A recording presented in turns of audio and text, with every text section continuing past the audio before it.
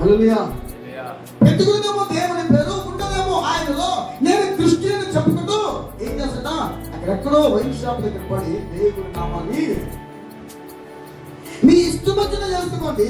అయితే అంటున్నామాట ఆ కింద రాసుకొని చూడండి, మీకు ఇష్టమైతే పూజించుకోండి, కానీ మీ అర్పణల చేతను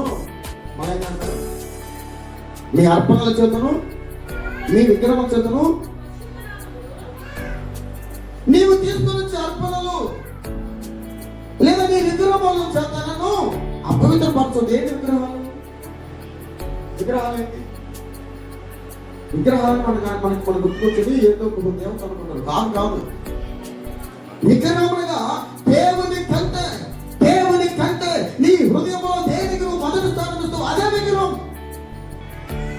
విగ్రహం హల్లెలూయా. కూర్చుంటాం, అర్థం కాని చెప్తాను. మన మందిరం గారు వాక్యం చెప్పడానికి వచ్చారు, వాక్యం చెప్తూ ఉంటారు. మనం వాక్యం వింటా ఉంటాం, మధ్యలో ఫోన్ వచ్చింది. అది ఎంతటి వాక్యమైనా దేవుడు సూటిగా మాట్లాడుతున్నా వేసి బయటకు వెళ్ళిపోతాం,